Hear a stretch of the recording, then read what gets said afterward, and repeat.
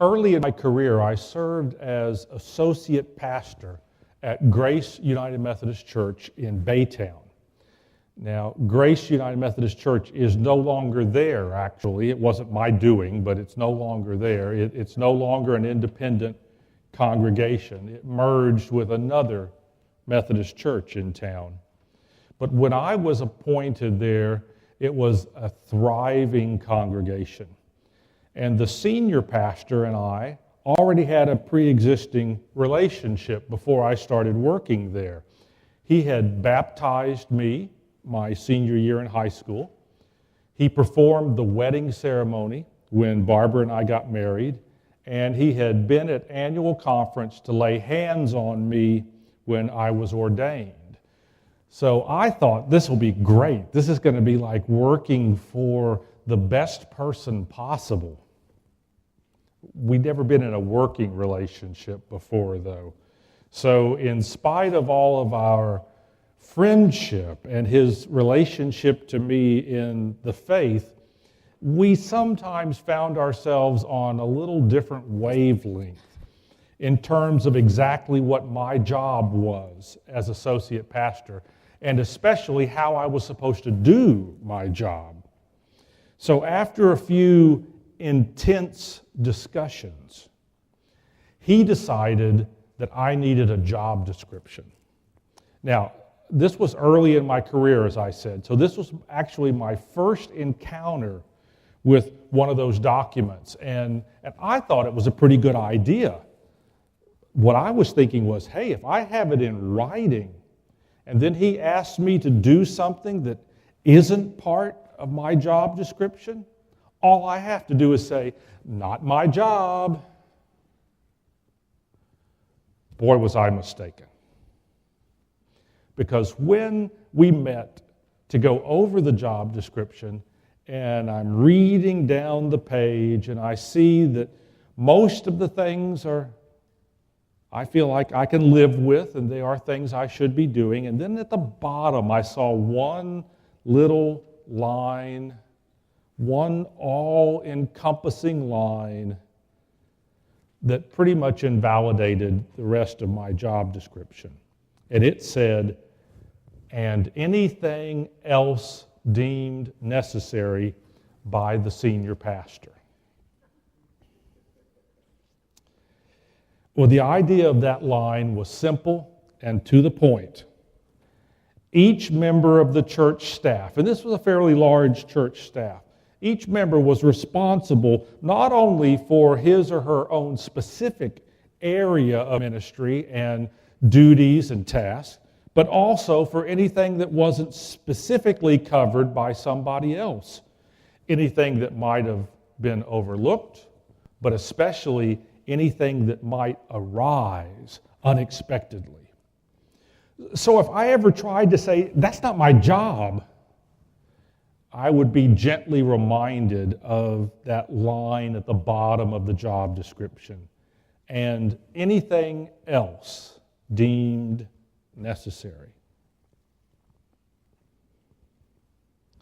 One by one, the disciples came, trudging along the dusty streets, gathering in an upper room to celebrate the Passover meal with Jesus. They didn't know it at the time, but it was to be their last meal with him. If they had known that, maybe they would have been on their good behavior, but knowing these guys, probably not. They entered the house and they waited for the Lord to come.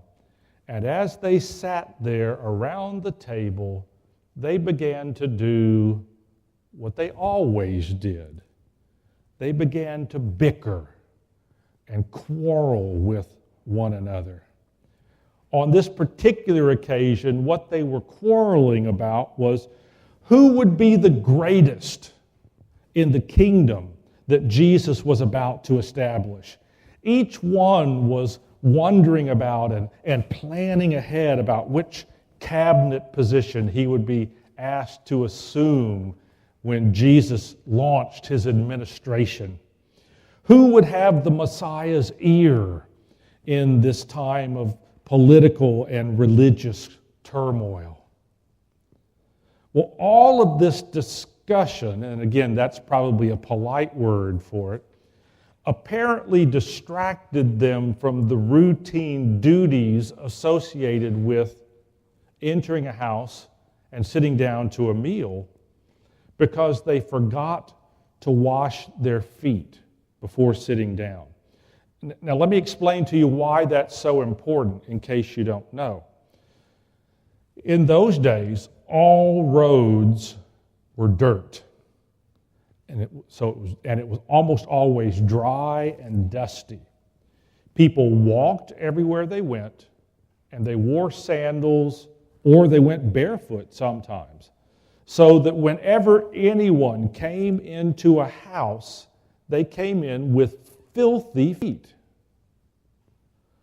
Because of this, each household would ordinarily have somebody appointed, a slave, or whoever was the lowest ranking person on the household staff, whose job it would be to undertake this distasteful duty of grabbing the water basin and a towel and removing everybody's sandals and stooping down and washing their feet as they arrived. The disciples, the apostles, the 12, who entered that room that night for the meal, saw that there was nobody present there to carry out this menial task. And so they knew that they should do what they did ordinarily in cases like this. They should take turns, and they should wash each other's feet. But that's not the kind of mood that they were in. And so nobody moved. They all sat there with their grimy feet, glaring at each other, waiting for someone else to move, and all the while continuing their bickering and their arguing about who was the most important. Nobody took the basin. No one reached for the towel. Each one of the apostles, wanting to be served rather than to serve, refused to stoop and wash somebody else's feet. Well, the Gospels don't record exactly what they said at this moment, but I can imagine, and I bet you can too, that they said something like, "Oh, I'm not going to do that. That's not in my job description. That's not my job to wash feet." Listen to a few of them individually. Judas.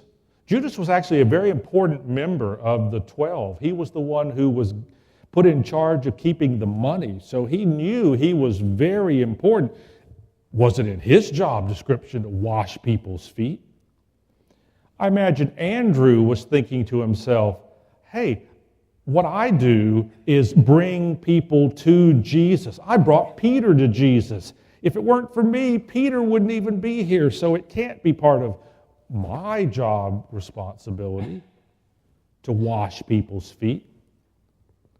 Peter, James, John, they knew for sure that it wasn't their job to be servants. They were the big three.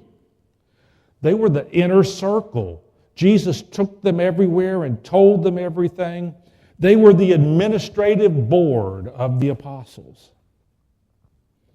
And so there they sit, these 12 men waiting for their Lord and Master to show up, sullen, self-important, with filthy, grimy feet. And then Jesus arrives.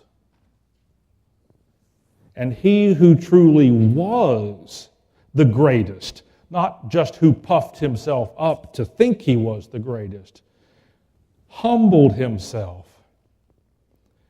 He stooped down and he took the basin and he wrapped a towel around himself And the master calmly and lovingly washed the feet of his disciples. It was absolutely unheard of. No one ever did anything like that. And it must have been humiliating for the apostles. When Jesus finished, he turned to them and he said, "Do you understand what I have done for you? You call me teacher and Lord. And so now I have set an example for you so that you should do what I have done." Now, there are some Christian groups who take this very literally, and a big part of their church ministry is washing people's feet.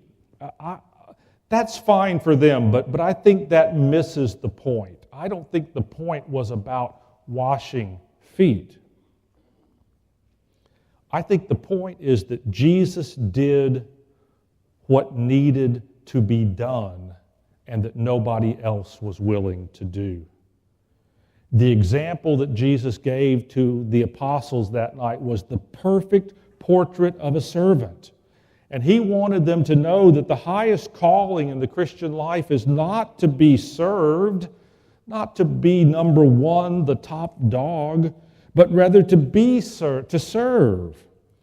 The disciples wanted to bypass service because it didn't really fit in with their self-conception, their image of themselves as important leaders in the kingdom that Jesus was about to establish.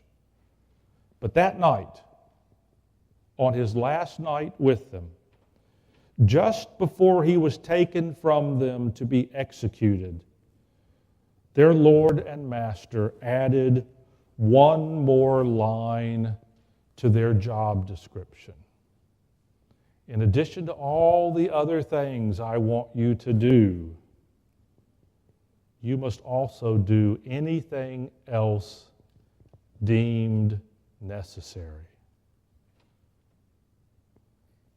You see, the disciples thought that because they were in charge of other things, because they'd been chosen to be in a special relationship with Jesus, that they were entitled to special privileges.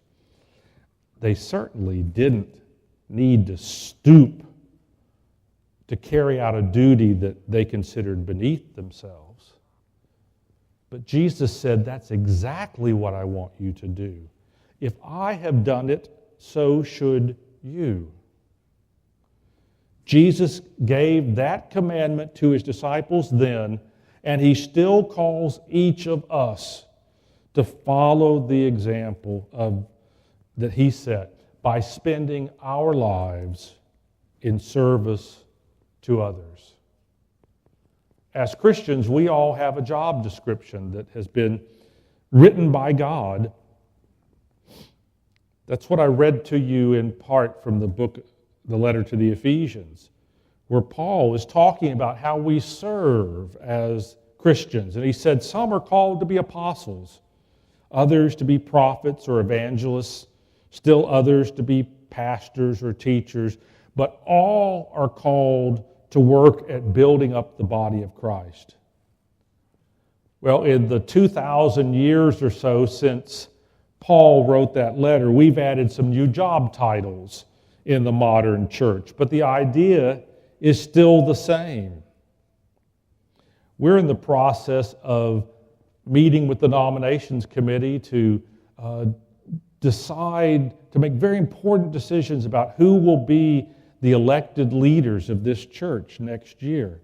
And some of you may get called upon to step into those important roles, like the chair of the new church council, or to serve on the trustees or the finance committee, maybe to serve on the endowment committee or the SPR.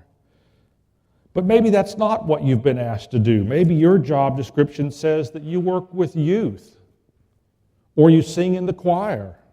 Maybe that's what your gift is and what you have to offer. Or maybe you go out and do repair work on the homes of people who can't afford to do so themselves. Many of our men in the church do that. Or maybe you volunteer your professional expertise to those who can't afford it. The wonderful thing about the church is that God has called us to a variety of ministries, jobs, chores, and duties, not all of which are glamorous, but all of which are important. And He has given us gifts, talents, so that we can carry on that work. But we are also all asked to be willing to do anything else that is deemed necessary for the work of the kingdom and for the work of the church. Because Jesus was willing to do anything deemed necessary, not just washing the grimy feet of His apostles, but even to the point of dying on a cross, so that you and I could have life forever with God. Well, in just a moment, we're going to join with our Christian brothers and sisters all over the world, and we're going to gather at the Lord's table. And as we do so, I want you to remember that night where the apostles gathered at the table, and they were more interested in arguing and bickering with each other than they were in following Jesus. And as you gather here, I want you to remember what Christ has done for us. And as you remember what Christ has done for you, let yourself be filled with God's grace, so that when you are filled with God's grace, you will be able to go forth from this place and express your thanks by living a life of service to others. To God be the glory forever and ever. Amen.